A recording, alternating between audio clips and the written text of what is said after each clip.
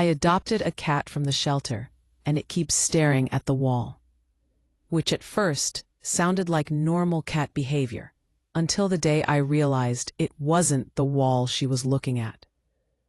My name's Sophie Tran, 28, freelance translator, chronic homebody. I'd wanted a pet for years, but waited until my apartment lease finally allowed animals. The city shelter matched me with a small, gray rescue they called Misty. 3 years old. Quiet disposition. She blinked at me through the cage, expression unreadable, and somehow that passivity felt like destiny. The first few days were textbook. Misty hid under the bed, ventured out at dawn, accepted food only if I sat on the floor, whispering encouragement. By day 5, she'd chosen the windowsill as her throne and watched sparrows with polite disdain. Perfect roommate. Then she discovered the north wall. The next week, mid-afternoon, just as I took a stretch break from translating legalese, Misty jumped down, padded to the living room corner, and sat rigid facing the plain white paint. Not the ceiling or the baseboard, an exact patch of wall about shoulder height. She stayed like that for full minutes, tail low, ears twitching occasionally, like she was hearing something I couldn't. I laughed, because cats.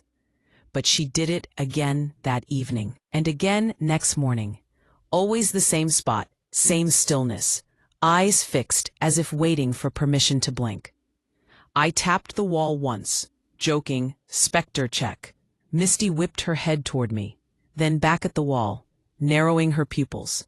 For a week I tried recording her, but every time I aimed my phone, she turned calmly away until I put it down. Then she resumed the vigil. I posted about it online. Commenters offered theories. Maybe mice, draft in the plaster, cats sense ghosts. The last one got the most upvotes. One evening, the staring led to a new trick. She started following something invisible. Her head tracked from the wall to mid-air. A slow horizontal movement.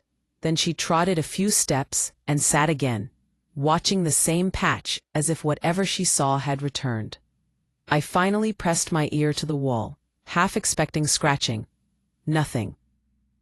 No pipes, no music leaking from another unit. Just silence, thick enough to feel concrete under skin. That night, around 3 a.m., the sound began, too soft to call noise, like fabric sighing. I sat up, thinking Misty was clawing something, but she was huddled upright at the foot of the bed, wide-eyed, staring past me at that same stretch of wall. My phone flashlight showed only smooth paint and shadow. Misty's pupils shrank. She let out one sharp, questioning meow and fled the room. The next morning, there were faint, gray streaks where she'd been watching. 5 lines descending from ceiling to knee level, thin as pencil marks but rough to touch, not drawn on the wall but etched through the paint. I called maintenance. They shrugged, old plaster cracking. They sanded and repainted. Misty returned to her post the same afternoon, sitting exactly where the streaks had been, eyes gleaming darker than before. I started sleeping on the couch, lights on. 2 days later, I came home from errands to find Misty pawing frantically at the spot, claws raking soundlessly against it. When she noticed me, she froze, turned her head slowly, and hissed. Not at me, but at something beside me I couldn't see. Then she bolted under the sofa, growling low. I was still trying to coax her out when a small section of paint above the baseboard flaked away and fell, revealing a circular pattern underneath. Not random cracks at all, but carved lines forming something like a spiral, or a set of initials tangled together. E.S. That night, while Misty hid, I searched the apartment's history online. The building went up in the 1940s. converted over decades from factory offices to housing. Buried in an old forum thread, I found a tenant listing from 5 years ago. Sublease available. 1 bedroom, utilities included. Do not bring pets.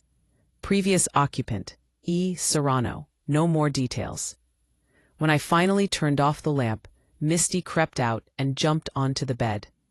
For the first time since I adopted her, she pressed against my chest, trembling not like she was cold, but like she was listening. Her gaze never left the wall behind my head.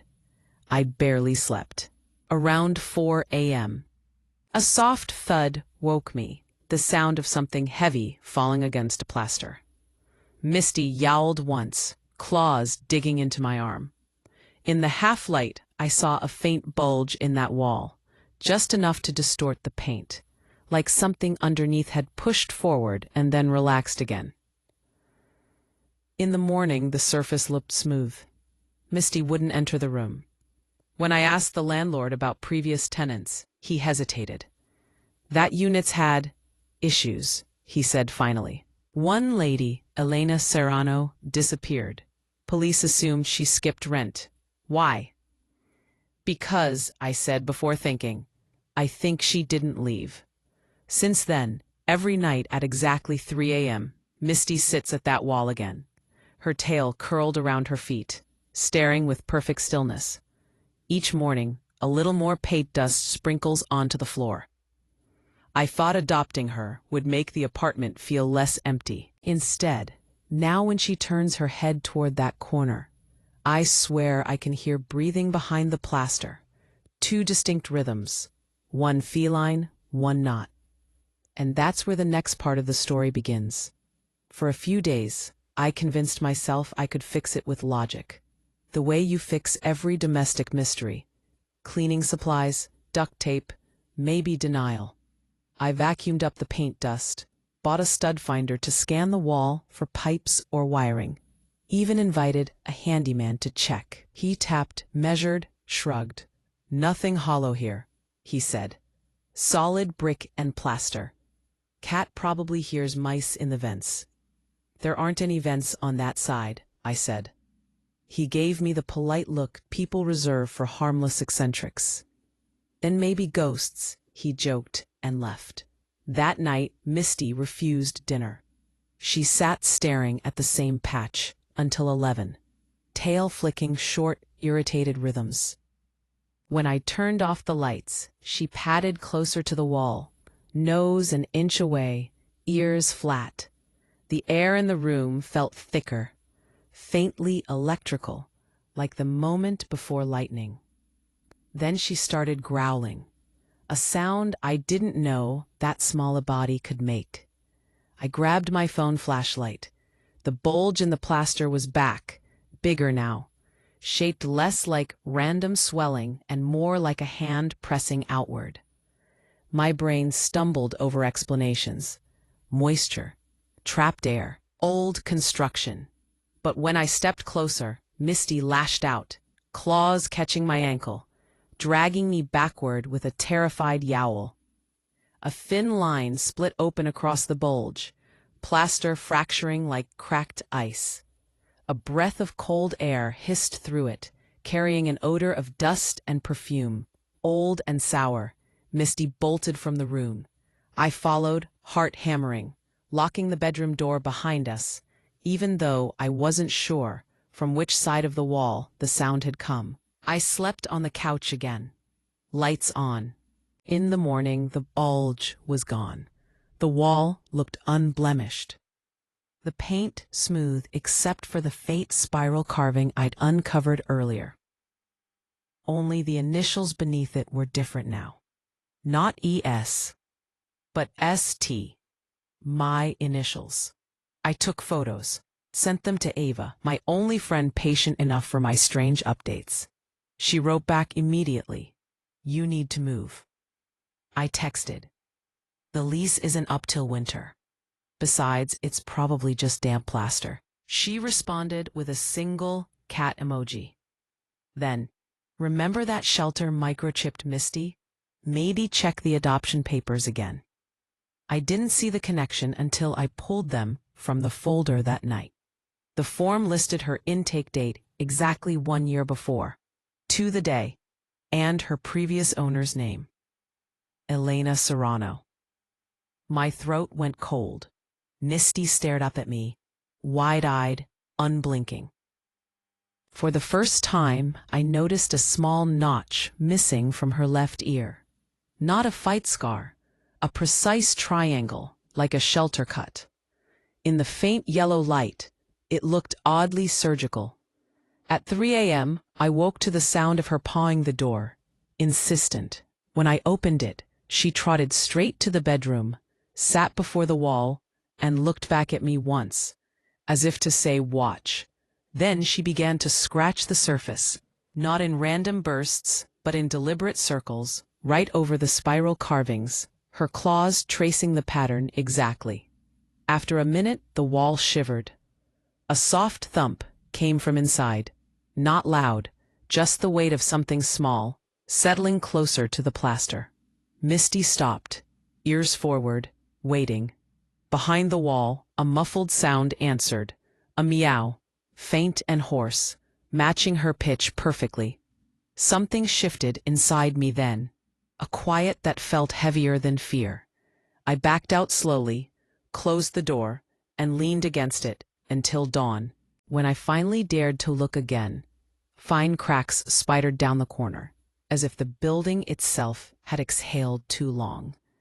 Misty sat beside them, purring softly, eyes half closed and utterly calm. I called the landlord, voice shaking. "You need to send someone to check the structure," I said. "There's something living in the walls." He sighed. "You sound like the lady who lived there before you." "Elena Serrano?" Pause. "Yeah, she kept saying her cat wouldn't stop scratching the plaster. We never found anything when she moved out." "She didn't move out," I whispered, but he'd already hung up. That night, Misty ignored the wall for the first time. She curled against me on the couch, asleep in minutes, safe or pretending to be.